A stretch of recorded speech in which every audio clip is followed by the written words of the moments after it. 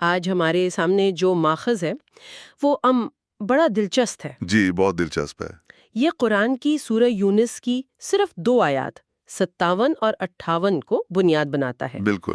اور ان سے ہمارے دور کے جو کچھ سب سے بڑے مسائل ہیں نا، جیسے ذہنی دباؤ، بے چینی اور خوشی کی وہ نہ ختم ہونے والی تلاش، جی، ان سب کا حل پیش کرنے کی کوشش کرتا اور ہے۔ اصل بات یہ ہے کہ جن جوابات کے لیے آج لوگ سیلف ہیلپ کتابوں میں یا مہنگی تھراپیز میں بھٹک رہے ہیں، صحیح۔ شاید ان کا ایک واضح نقشہ، ایک روڈ میپ 1400 سال پرانی حکمت میں پہلے سے موجود ہے۔ تو آج کی ہماری یہ جو گفتگو ہے، اس کا مقصد اسی نقشے کو سمجھنا ہے کہ یہ آج کی تیز رفتار زندگی میں کیسے کام آ سکتا ہے۔ جی بالکل۔ تو آئیے اس پر بات شروع کرتے ہیں۔ ہمارا ماخذ آیت 57 کو ایک مکمل پیکج کے طور پر پیش کرتا ہے، جو انسانی فلاح کے لیے 4 بنیادی چیزیں فراہم کرتا ہے۔ یہ خیالی اپنے آپ میں بڑا طاقتور ہے۔ بالکل، اور یہ قرآن کے اسلوب کی خوبصورتی ہے۔ یہ 4 فائدے صرف الگ الگ نکات نہیں ہیں، بلکہ ایک دوسرے سے جڑے ہوئے مراحل ہیں۔ اچھا۔ نصیحت، پھر شفا، پھر ہدایت، اور آخر میں رحمت۔ جب ہم انہیں ایک ایک کر کے دیکھتے ہیں تو ان کی گہرائی واضح ہوتی ہے۔ ٹھیک ہے، تو آئیے اس پیکج کو کھولتے ہیں۔ پہلا فائدہ بتایا گیا ہے موعظہ یعنی نصیحت۔ جی، ماخذ میں اس کی مثال ایک مشین کے آپریشنل مینول سے دی گئی ہے۔ یہ مثال مجھے بہت اچھی لگی، ہاں یہ بہت اچھی مثال ہے۔ کیونکہ آج ہم کوئی بھی نئی ڈیوائس لیتے ہیں تو سب سے پہلے اس کا مینول پڑھتے ہیں تاکہ اسے غلط استعمال نہ کریں۔ اور زندگی تو کسی بھی مشین سے کہیں زیادہ پیچیدہ اور قیمتی ہے نا؟ بالکل۔ تو یہ موعظہ یا نصیحت صرف یہ نہیں بتاتی کہ کیا کرنا ہے اور کیا نہیں کرنا، بلکہ یہ ہماری سوچ کے زاویے کو درست کرتی ہے۔ صحیح۔ آج کے دور میں تو ہمیں ہر روز سینکڑوں فیصلے کرنے پڑتے ہیں، کیا کھانا ہے سے لے کر کیریئر کے بڑے فیصلوں تک۔ ہاں، وہ جسے ڈیسیژن فٹیگ کہتے ہیں، فیصلوں کی تھکن۔ جی بالکل، اس سے ہمارا ذہن ایک طرح سے مفلوج ہو جاتا ہے۔ صحیح کہا۔ کبھی کبھی تو اتنے زیادہ آپشنز ہوتے ہیں کہ انسان کنفیوز ہو جاتا ہے کہ صحیح راستہ ہے کون سا۔ بالکل۔ ماخذ میں ایمانداری کی مثال دی گئی ہے، جو ایک کلاسیکی مثال ہے، لیکن آج کے دور میں جہاں اخلاقیات کے دائرے اتنے واضح نہیں ہیں، وہاں یہ مینوئل کیسے مدد کرتا ہے؟ بہت اچھا سوال ہے۔ دیکھیں، یہ معاوضہ ہمیں ایک اندرونی کمپاس فراہم کرتا ہے۔ ایک اندرونی کمپس؟ جی، فرض کریں آپ کو اپنے کام کی جگہ پر ایک ایسا پروجیکٹ ملتا ہے جو آپ کی ذاتی اقدار سے ٹکراتا ہے۔ اب باہر سے شاید کوئی دباؤ نہ ہو، لیکن اندر ایک بے چینی ہے۔ قرآن کی نصیحت یہاں آ کر کہتی ہے کہ ذہنی سکون اور لمبی مدت کی برکت سچائی اور اصولوں پر قائم رہنے میں ہے۔ اچھا۔ تو یہ آپ کو وقتی فائدے کے لالچ سے بچا کر ایک مضبوط بنیاد فراہم کرتی ہے۔ یہ کنفیوژن کے شور میں ایک واضح آواز کی طرح ہے۔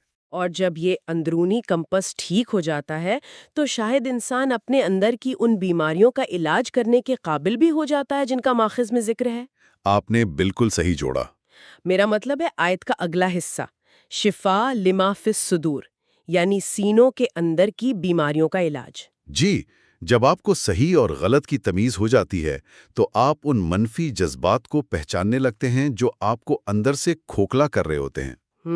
اور یہاں اللہ تعالیٰ کا الفاظ کا انتخاب دیکھیں، فی الصدور یعنی سینوں کے اندر۔ جی، یہ وہ بیماریاں ہیں جن کا کوئی ایکس رے یا MRI نہیں ہو سکتا۔ یہ حسد ہے، تکبر ہے، ماضی کا غصہ ہے، مستقبل کا خوف، احساس کمتری۔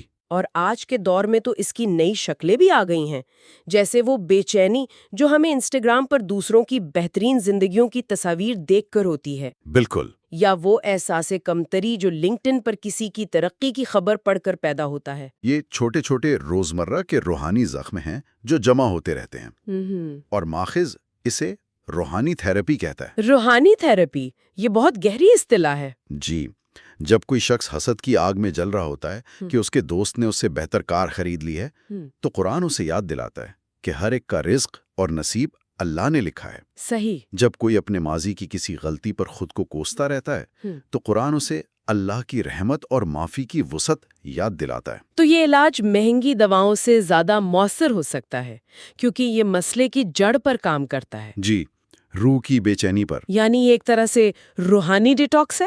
بالکل۔ جب اندر کی یہ منفی چیزیں نکل جاتی ہیں تو ہی انسان ہدایت قبول کرنے کے لیے تیار ہوتا ہوگا، جو کہ ہمارا تیسرا نقطہ ہے۔ جی، ہدا یعنی ہدایت۔ جب دل کا آئینہ صاف ہو جاتا ہے، تبھی اس پر روشنی پڑتی ہے۔ اور ہدایت کا تصور آج کے دور میں بہت اہم ہے، جہاں بہت سے لوگ، خاص طور پر نوجوان، ایک وجودی بحران کا شکار ہیں۔ جی، ایگزسٹینشل کرائسس۔ وہ پوچھتے ہیں کہ ہم یہاں کیوں ہیں، ہماری زندگی کا مقصد کیا ہے؟ ہاں، وہ اچھی نوکری کرتے ہیں، اچھا کماتے ہیں، لیکن اندر سے خالی محسوس کرتے ہیں۔ بالکل۔ ماخذ میں اندھیرے میں روشنی کی تشبیہ استعمال ہوئی ہے، اور میں یہ سمجھنا چاہتی ہوں کہ اس کا عملی مطلب کیا ہے۔ اس کا بہت ٹھوس تعلق ہے۔ ہدایت آپ کو ایک نارتھ سٹار یا قطبی ستارہ فراہم کرتی ہے۔ اچھا۔ یہ بتاتی ہے کہ آپ کی زندگی صرف نوکری کرنے، بل ادا کرنے اور چھٹیاں گزارنے سے کہیں بڑھ کر ہے۔ آپ کا ایک مقصد ہے۔ اپنے خالق کو پہچاننا۔ جی، اور اس کی مخلوق کے لیے بھلائی کا باعث بننا۔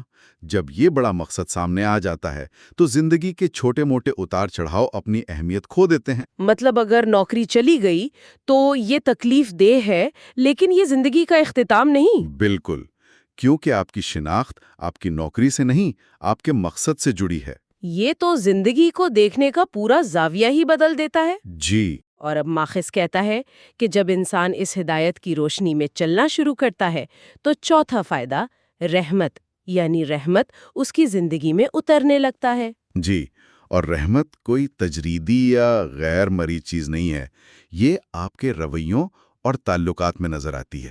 اچھا، وہ کیسے؟ جب آپ ہدایت پر چلتے ہیں تو آپ میں صبر آتا ہے، آپ لوگوں کو معاف کرنا سیکھتے ہیں، آپ ہمدرد بن جاتے ہیں۔ لیکن یہاں ایک سوال ذہن میں آتا ہے۔ بہت سے لوگ ہدایت پر چلنے کی پوری کوشش کرتے ہیں، مگر ان کی زندگی میں مشکلات اور آزمائشیں کم نہیں ہوتی۔ یہ ایک بہت اہم اور حقیقی سوال ہے۔ تو کیا ماخذ اس بارے میں کچھ کہتا ہے کہ یہ رحمت ہمیشہ فوری طور پر نظر کیوں نہیں آتی؟ جی، وہ یہ واضح کرتا ہے کہ رحمت کا مطلب مشکلات کا خاتمہ نہیں، بلکہ ان مشکلات سے نپٹنے کی طاقت اور سکون کا مل جانا ہے۔ اچھا۔ جب ہدایت یافتہ شخص پر مصیبت آتی ہے تو وہ بکھر نہیں جاتا، وہ جزا فضا نہیں کرتا، اس کا دل مطمئن ہوتا ہے کہ اس کا رب اس کے ساتھ ہے۔ اور اس آزمائش میں بھی اس کے لیے کوئی خیر ہے؟ بالکل، اس کے تعلقات میں جو نرمی آتی ہے، اس کے گھر میں جو سکون کا ماحول بنتا ہے، اس کے دل میں جو اطمینان ہوتا ہے، یہی اصل رحمت ہے۔ تو یہ طوفان کے رک جانے کا نام نہیں، بلکہ طوفان کے بیچ میں مضبوطی سے کھڑے رہنے کا نام ہے۔ کیا خوب کہا آپ نے، بالکل یہی بات ہے۔ واہ، یہ تو بہت ہی جامع وضاحت ہے۔ تو یہ چاروں فائدے، نصیحت، شفا، ہدایت اور رحمت، واقعی ایک مکمل لائف سائیکل بناتے ہیں۔ بالکل، یہ زندگی گزارنے کا ایک جامع اور متوازن نظام ہے۔ چلیں اب اگلی آیت یعنی آیت 58 کی طرف بڑھتے ہیں۔ یہ آیت تو جیسے سیدھا آج کے دور کے دل پر چوٹ کرتی ہے۔ جی بالکل۔ کہہ دیجئے کہ یہ اللہ کے فضل اور اس کی رحمت سے ہے، بس اسی پر انہیں خوش ہونا چاہیے، یہ اس سے کہیں بہتر ہے جو وہ جمع کرتے ہیں۔ ہاں ماخذ اسے آج کے کنزیومر کلچر پر ایک گہری تنقید قرار دیتا ہے۔ جی، اور یہ تنقید آج پہلے سے کہیں زیادہ ضروری ہے۔ ہمیں ہر طرف سے اشتہارات، سوشل میڈیا، معاشرہ یہی سکھایا جاتا ہے کہ خوشی چیزیں جمع کرنے میں ہے۔ نیا فون، بڑی گاڑی، برانڈڈ کپڑے، بینک میں بڑھتا ہوا بیلنس، ہم ان چیزوں کے پیچھے بھاگتے ہیں یہ سوچ کر کہ انہیں پا کر ہمیں دائمی خوشی مل جائے گی۔ لیکن ایسا ہوتا نہیں۔ خوشی ملتی ہے مگر وہ بہت عارضی ہوتی ہے۔ جی ماخذ میں ایک نفسیاتی تصور کا ذکر ہے، ہیڈونک ٹریڈ مل۔ یہ کیا چیز ہے؟ یہ ایک شاندار نفسیاتی نظریہ ہے۔ یہ کہتا ہے کہ انسان خوشی کے ایک خاص لیول پر رہنے کا عادی ہو جاتا ہے۔ جب اسے کوئی نئی مادی چیز ملتی ہے، جیسے ایک نئی گاڑی، تو اسے شدید خوشی محسوس ہوتی ہے، ایک ڈوپامین ہٹ ملتا ہے۔ جی۔ لیکن یہ خوشی عارضی ہوتی ہے۔ کچھ ہی ہفتوں یا مہینوں میں وہ اس گاڑی کا عادی ہو جاتا ہے اور اس کی خوشی واپس پرانے لیول پر آ جاتی ہے۔ اچھا۔ اب اسے خوشی حاصل کرنے کے لیے اس سے بھی بڑی کسی چیز کی ضرورت ہوتی ہے۔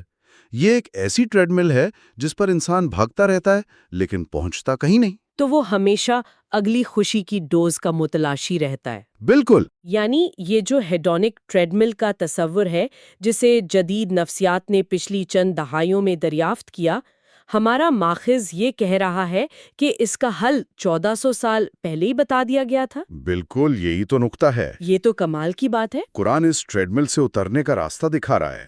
آیت کہہ رہی ہے کہ تم خوشی کا پیمانہ ہی غلط استعمال کر رہے ہو۔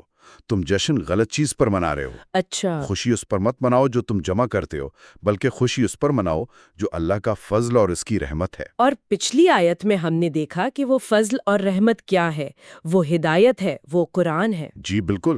یہاں ایک واضح تضاد قائم کیا جا رہا ہے، ایک طرف مادی اشیاء کا ذخیرہ ہے اور دوسری طرف اللہ کا فضل۔ جی ماخذ میں ایک بہت اچھی مثال دی گئی ہے ایک ارب پتی شخص اور ایک متوسط طبقے کے مطمئن انسان کی۔ جی، اس مثال کو تھوڑا اور گہرائی میں دیکھتے ہیں۔ ایک شخص ہے جس کے پاس دنیا کی ہر آسائش ہے، بنگلہ، گاڑیاں، ذاتی جہاز، لیکن وہ رات کو نیند کی گولیوں کے بغیر سو نہیں سکتا۔ ہاں، اسے ہر وقت اپنا کاروبار ڈوبنے کا خوف رہتا ہے، رشتوں میں بے اعتمادی ہے، دل میں سکون نہیں۔ صحیح۔ دوسری طرف ایک عام انسان ہے جس کی آمدنی محدود ہے لیکن ضروریات پوری ہو رہی ہیں، لیکن اس کا اپنے رب سے تعلق مضبوط ہے، اسے اللہ کی ذات پر بھروسہ ہے۔ اس کا دل شکر سے بھرا ہوا ہے اور وہ رات کو پرسکون نیند سوتا ہے۔ اب قرآن کے معیار کے مطابق اصل میں کون زیادہ امیر اور کون زیادہ خوش ہے؟ جواب بالکل واضح ہے، اصل دولت تو دل کا سکون اور اطمینان ہے۔ بالکل۔ تو آیت کا پیغام یہ ہے کہ اپنی خوشی کا پیمانہ مادیات سے ہٹا کر روحانیات پر لے آؤ۔ جی، اپنی خوشی کو کسی ایسی چیز سے نہ جوڑو جو تم سے چھن سکتی ہے، بلکہ ایسی چیز سے جوڑو جو دائمی ہے۔ بالکل۔ دنیا کا سامان تو عارضی ہے، یہ جمع ہوتا رہے گا۔ آج آئی فون کا ایک ماڈل ہے، کل دوسرا آ جائے گا۔ آج ایک فیشن ہے، کل دوسرا ہوگا۔ جی، اگر آپ کی خوشی ان چیزوں سے وابستہ ہے تو آپ ہمیشہ بے چین رہیں گے، لیکن جو سکون، جو فضل، جو ہدایت اللہ کے کلام سے ملتی ہے وہ دائمی ہے۔ وہی اصل جشن منانے کی وجہ ہے۔ جی، یہ آیت دراصل ہمیں ہماری ترجیحات کو، ہماری پرائیورٹیز کو اثر نو ترتیب دینے کی دعوت دے رہی ہے۔ یہ کہہ رہی ہے کہ اپنی توانائی اس چیز پر صرف کرو جو باقی رہنے والی ہے۔ تو اگر ہم اس پوری گفتگو کو سمیٹیں تو ان دو آیات میں ہمیں ایک مکمل لائف گائیڈنس سسٹم ملتا ہے۔ پہلی آیت ہمیں بتاتی ہے کہ قرآن محض ایک کتاب نہیں بلکہ یہ ایک نصیحت ہے، ہمارے اندرونی زخموں کے لیے شفا ہے، زندگی کے سفر کے لیے ایک واضح ہدایت ہے، اور اس پر عمل کرنے کا نتیجہ رحمت ہے۔ اور دوسری آیت ہمیں خوشی کی اصل تعریف بتاتی ہے۔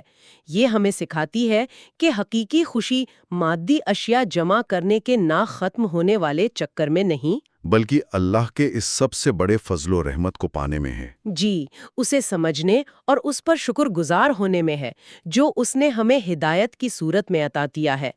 یہ ایک ذہنی انقلاب ہے جو ہمیں کنزیومرزم کی دوڑ سے نکال کر روحانی اطمینان کی دنیا میں داخل کرتا ہے۔ یہ واقعی ایک گہرا اور زندگی کو بدل دینے والا پیغام ہے۔ جی، یہ صرف نظریاتی باتیں نہیں ہیں بلکہ آج کی زندگی کے عملی مسائل کا ایک ٹھوس حل پیش کرتی ہیں۔ جی، اور اس گفتگو کے اختتام پر ماخذ کی روشنی میں ایک گہرا سوال سوچنے کے لیے چھوڑا جا سکتا ہے۔ ضرور۔